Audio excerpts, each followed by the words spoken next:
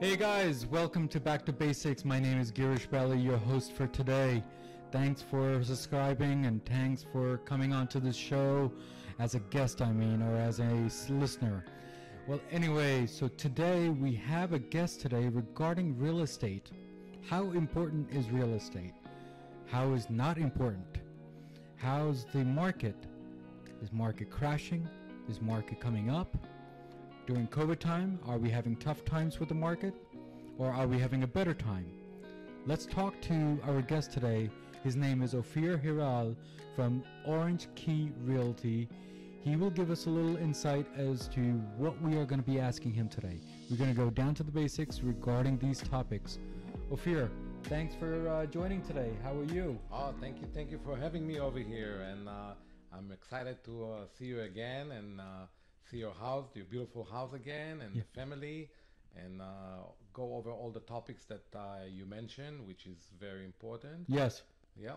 So, Ofir, thanks for coming into this small studio that I have, and it's amazing. And as everyone does not know, Ofir helped me to get my home, my beautiful home that I have here in New Jersey, and I can speak with Ofir like a big brother, and we get down to the basics of all the topics that I have, me personally, regarding home and rental and buying and not buying. And so he's a good person and good resource that I keep in touch, and I will put all the information regarding Ofir, how to get in touch with him, what website to go, and all that stuff. So Ofir, the first question that I have, and I'm pretty sure the viewers might have it too, and the listeners that we have, how important is an agent? Why can't we just buy something on our own? Yeah, that's a very, very good question. Regarding the agent, once you establish a relationship and you build trust, you understand that the agent, and it's supposed to be like this. It's like when we met, we were strangers to each other. Yes. And you came to me as a referral from somebody else who used me before, and that's how I got you. The first thing is a good agent is to sit and listen to the requirement of the buyer, the family, and their needs, and to observe this information and to guide through the whole way and correct if we are losing our attentions to where we want to go and why, etc. If you remember the process that we had, even it was many, many years ago, I remember sometimes in the process, a beautiful house jumped up from an area that you don't want to be, and we said, let's look at it. And I said, yes, let's look at it. And when we came out of the house, I said, let's go to basics, like your program, let's go to basics. What is your requirement? What is the family wants? Is that house suitable to what the family wants? And you looked at me and said, you're right.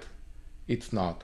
So my guidance, my job is to guide you for what you want, and of course showing you everything that is out there, and make sure that we are doing the transaction as safe as possible through inspections and all the dots that we need, attorney review, making sure that everything is working together, there is no falls, make sure the process is convenient for the time that you want to close, all the things that we need to look and check mark to make a safe transaction and make your family secure in the house that you want to be.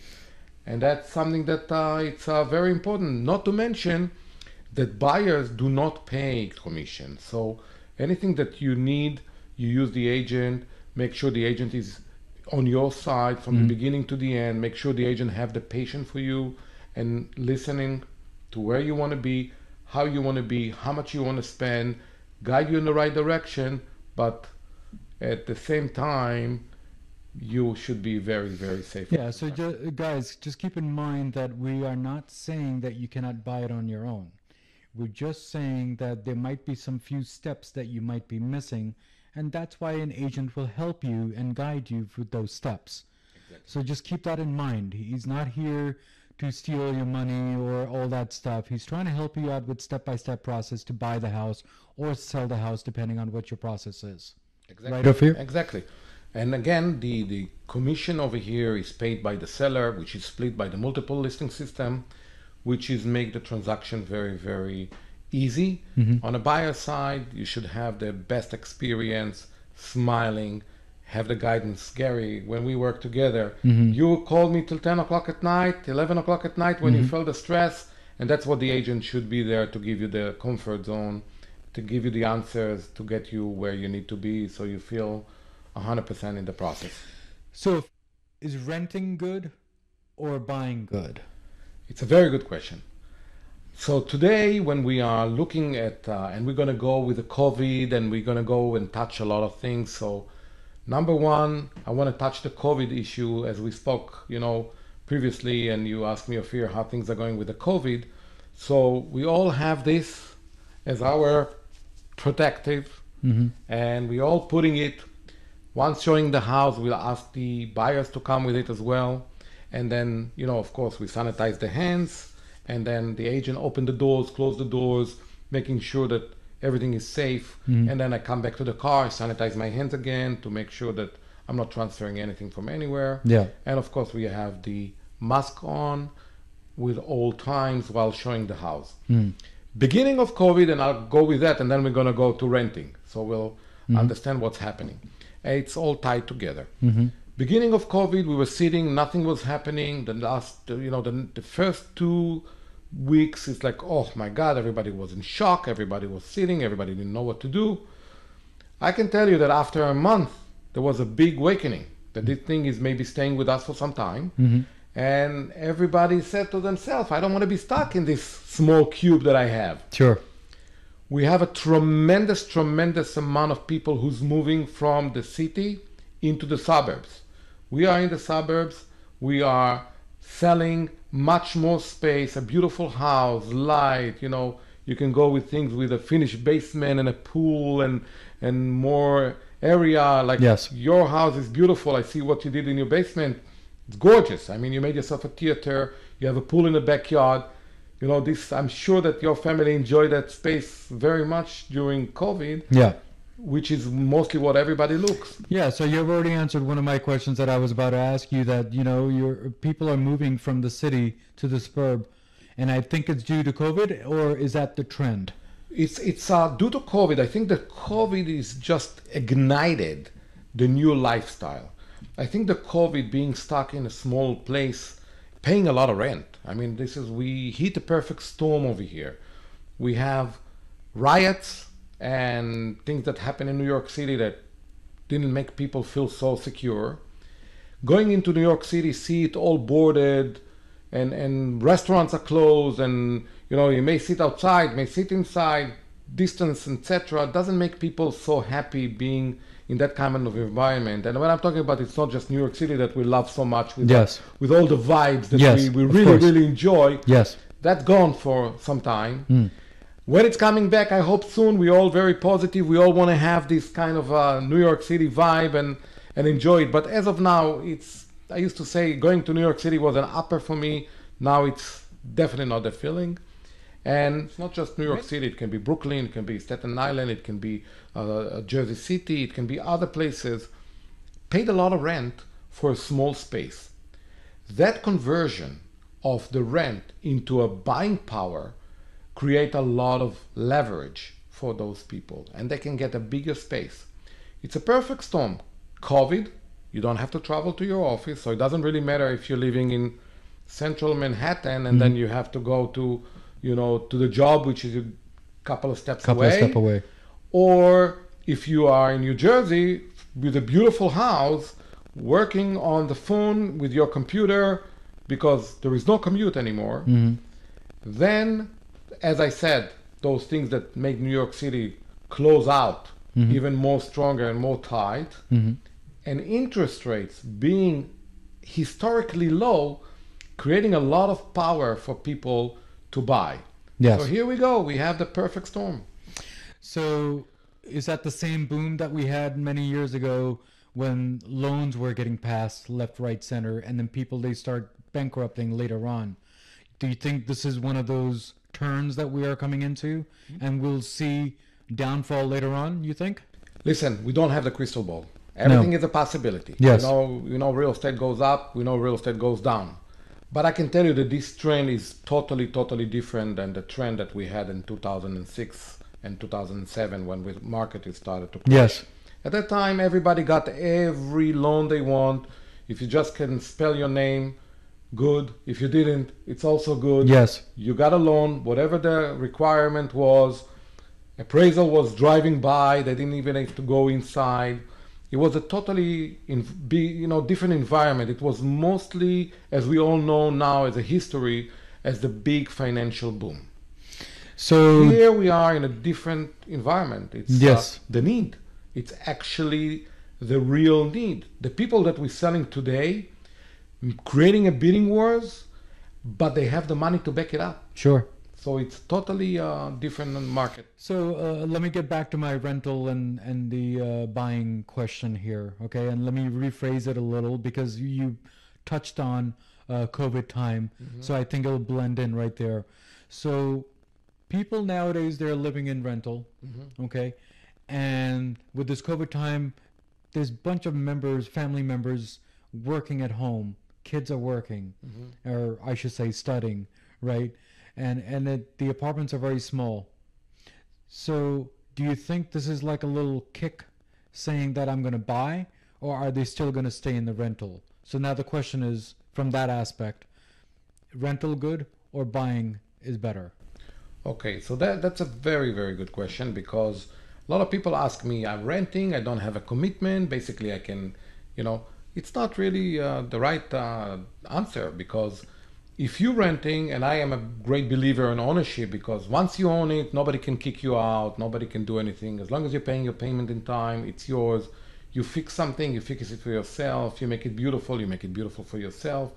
So as much as people are afraid from the commitment of something with a longer term, and I agree, if you just moved here, or you don't have a secure job, or you just want to do something for a year or two, rental is maybe your answer. But if you are having a secure job and you are knowing that you continue to work and you're going to be here, buying is definitely the way for various reasons. So there's another point, and maybe it's a myth, or maybe it's just my thought process, because maybe I'm old school. But if it is higher than $1,700 per month that you do on rental, don't you think it's better just to be on buy, because you're actually saving money that way towards the equity, versus a rental, you're just shoving $1,700 away from everything? Yeah, so a rental in the area, if we're talking about a 3-bedroom, it's running around $2,000, give or take. It can be $1,850, it can be $2,200. We're talking about $2,000 on the average. Now, $2,000 that you pay in renting, and I'll do some conversion for you to the power of buying. Every $100,000 that you borrow, it's around $425 to $450. Let's take the $450, so we'll do some mathematics. Let's say you're buying something for $300,000. $300,000 conversion for a monthly payment will be $1,350. If you take the $1,350 as what you pay, and then you add a tax on it, let's say it's another $500, which will be $6,000 on tax yearly on a small house. We're talking about the same conversion of rental to a purchase of a small house. You are an $1,850. Add some insurance, $50, $60, something like that. You're still under $2,000. Now you own the house.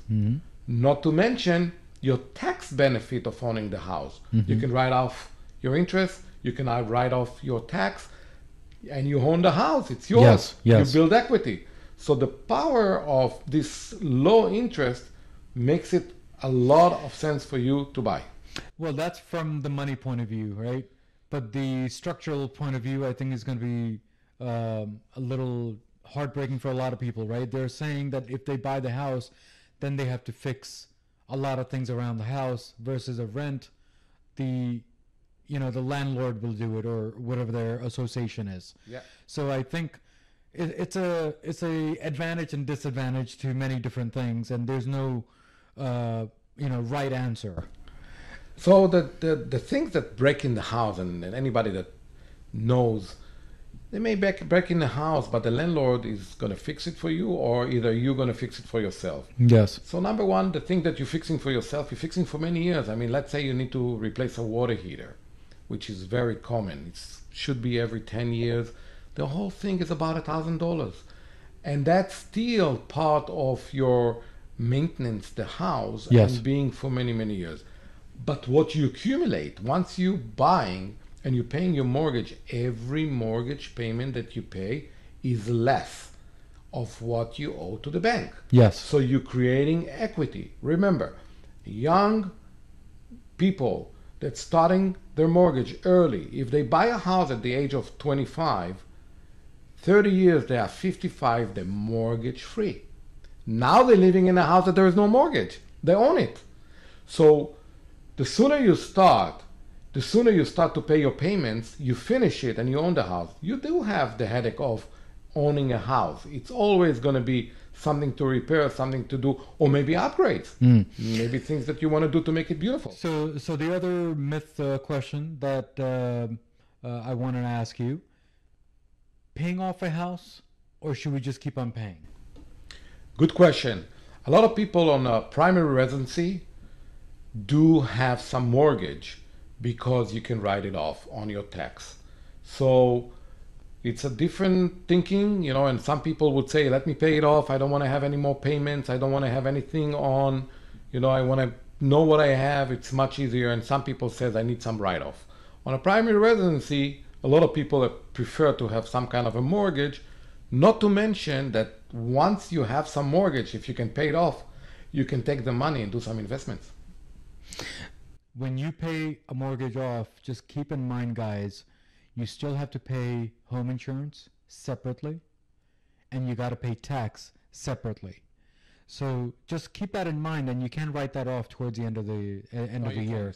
And if you can, there's a small percentage for that. You can write off the tax up to $10,000 within your laws, and that should always stay by you. You cannot write off the interest rates. Okay. Today, interest rate is so low, so even if you buy another, let's say, into real estate investment, so your interest rate today between 2.25 to 3%, let's say, on a 30 years fix, it's a lot of power. Yes. Now, even if you buy an investment property that have a return of 6%, now you double what you borrow from the bank and have another property. Yeah. The more you accumulate younger age, the more you're going to have properties paying you at later time as your retirement, as part of your egg nest for the future. Yes. The younger you started to, you know, accumulate properties. Sure. Lucky you. So there are a lot of websites, okay, will guesstimate the price of the house. The only one comes in my mind is Zillow, but I'm pretty sure there's many more. Okay, and I'm pretty sure I've downloaded most of them, and I just don't remember it. Yeah. But Zillow is one of the top ones that I know. Yeah, there's realtor.com, there's many. So how accurate is that, or where did that number come from? Okay, that's a good question. I hear it a lot of times, and that's something that we should all know and understand. The guesstimate, it's realtor.com or other website that doing it, they taking algorithm that try to calculate based on the last sales of properties in your neighborhood. Now, let's talk about how much sense it have or how much no sense.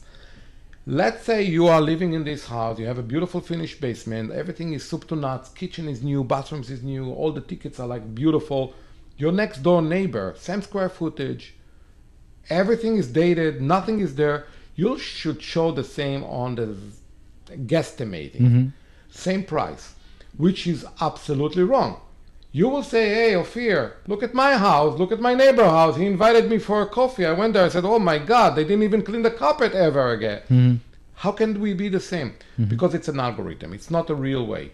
When you use an agent, when you use somebody who knows the area, knows professionally what to do, he comes in, he check it, he or she checked it, and make sure what you have compared to others. So we call it CMA. Comparative market analysis. So we're doing a market analysis. And a lot of people are mistaking. So is that CMA same as appraisal, or is that something a lot different? of people mistaken calling it appraisal, but we cannot call it appraisal because appraisal is done by appraiser who have a different job. Okay. We're doing market analysis. So when we're coming in, we add or subtract from the value of the things you have compared to others. And I'll give you an example. Let's say looking at your basement and I see another house in your street sold with non-finished basement. Looking at your basement, seeing what your basement have, all the feature. Do you have another bathroom in the basement? Do you have all the things that finish right in the basement? Walls, carpets, maybe flooring, maybe another ceiling, maybe lights, maybe theater. We may estimate that the basement is a $70,000, $50,000 more than the other house. And that's something that should be adjusted. Going into your house, you have a beautiful kitchen, and the house that close have the builder kitchen grade. So we cannot assume that it's the same.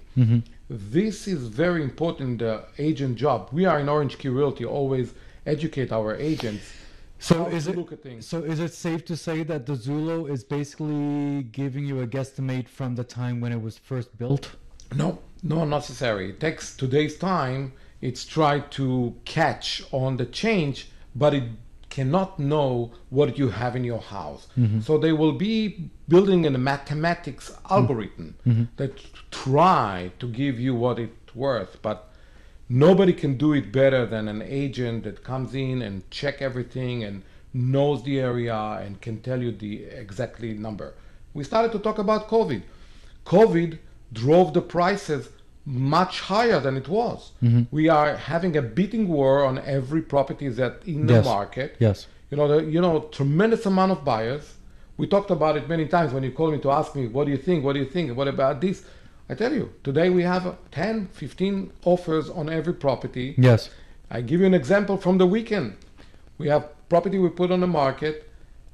It drove almost $40,000 above the asking price because people were very excited with this property and they drive the price higher. So we have that on almost every property, and we're lucky to have that kind of a market. We're lucky to live where we're living. Yes, of course, of course. During this COVID time, how tough is it for selling and buying? Because now you can't go into the house, right? So I guess I'm getting into the virtual video nowadays that we look at. So is this a new thing for COVID only? Or do you think this is the new thing that is going to stay? So we do go into the house, but we approach people to look at the videos. I think it's a new standard in the industry. We started that when COVID started. We're doing, besides the regular packages, we always do the pictures and postings and everything that we did with the property. We started to do a video. You're coming in, you have a video of going into the house, through the rooms, kitchen, bathroom, backyard, basement. So you see where you are, and we giving a very nice tour. Yeah. By that, we attracted a lot of people to actually come and look physically at the house, because nobody buy a house without seeing it. You need to see it, you need to touch it, you need to smell it. It's a whole, you need to see who's there in front of you, who's in the back, how it looks overall. Yes. Which is the right way to go, and we don't want to sell to people who doesn't want to see that. Yeah, I mean, if you look at it, when we go to clothing stores, now the clothing stores are closing and everything is online, and I think housing is kind of the same way that they're trending that way now. So I cannot see somebody putting $600,000, $700,000, without $300,000, $200,000 without seeing it. I totally agree. And I would not approach anybody to go that direction without seeing it. I do think, for your question, that the video and the introduction of the property is a good thing to begin with. I do believe it's a good thing to stay, and it will stay. But please do me a favor. Don't buy a house without seeing it. Yeah. It will be the most important thing. Because buying a house is not like that you'll return it back in 30 days like clothing. So it's go to Amazon. Exactly. So it's tough, right? So Ofir, one last question before we head out. Yeah. Foreclosures and auctions, bank auctions, all that stuff, right? Does it ruin the market around the house? Because the myth is 5-mile radius, 10-mile radius around the house where the foreclosure is. Do you think, let's say, a house in front of me, is that going to be a problem for me? Not really, because it's not the rotten apple in the case. Housing is totally different, and I want to touch it in different directions over here. People may fall into a terrible situation on a family, something that happened, lost a job or something terrible, and we really wish the best for everybody, but things like this happen, unfortunately. And your neighbor may fall into this, and their house is going to be on foreclosure. Mm-hmm. So the bank is going to foreclose on the house, and that house is going to be on the market. Mm-hmm. So I'm going to touch it on different directions. Mm-hmm. Number one, even if you have foreclosures today, they're going to sell at the market price if they are same condition. Number two is, I'll tell you what, a lot of buyers trying to buy and think that they can get some kind of a bargain, which is not really happening today. Mm-hmm. And on a families who's looking for houses, I would stay away from foreclosure, because you have to go on the auction. You don't know what you're buying. You may, as I say all the time, you may buy a cat in a basket. Mm-hmm. Maybe you open the basket and it's a small, sweet cat. Yes. Maybe you open the basket and there is a tiger who scratched you. Mm-hmm. There's many problems that can be. It can be a very nice house across the street, Mm-hmm. but they may had a leak in the roof. They may had mold infestation the whole house. Mm-hmm. Those things you may not catch or be able to check once you're buying something on the internet. Mm-hmm. So it's a little bit harder when you go on that. When you go for the family, my job and our education is to get to stage by stage, making sure that you do a safe thing. Mm-hmm. We educate our agent, my partner and I in Orange Key Realty, on every week we have office meeting. We always say, take another step. Make sure you're doing the right thing. As your experience with me for many, many years, and we know a lot of people that you refer to me, my name, our name is so important to make sure that you're going into the safe place, that you're not falling into something that you're not aware of. We're going through all the process to make sure that you fully aware where you're going, what you're buying, and how you're buying. Yes. And that advice is It's just that we're trying to make you guys aware that get an agent that you feel is right for you. That is all we're trying to say here. And there's a lot of questions that I think Ofir has kind of answered in many different ways. And I'm glad, Ofir, that we kind of cleared this up and went back to basics on that part. I thank you for that. Oh, my So pleasure. do you have any last words before we head out? I think you just mentioned, again, and I'm not trying to sell myself or my company, which, that's one of the things that I want to impose, is work with somebody that you feel that they have patience for you. Mm-hmm. They're not trying to rush you into something that you don't want to do. Yes. They listen to you, and by that you will pick the one who's going to guide you on the right direction. So anybody that will do that kind of a job for you is highly recommended.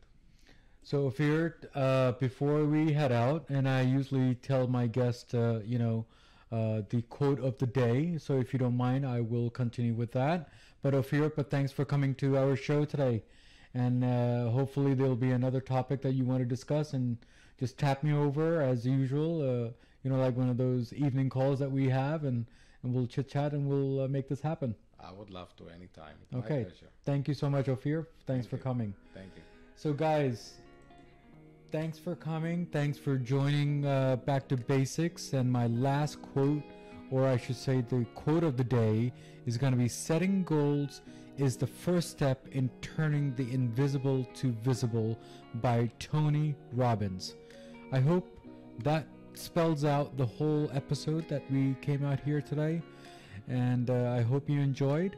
I would like you to subscribe and comment. All good things and bad things. It'll make this show much stronger, and it'll give you quality guests on this show. And my name is Girish, your host for today. As always, at the end of the episode, I always say, everything in life goes back to basics, and that's what we did today. Thank you again, and see you next week.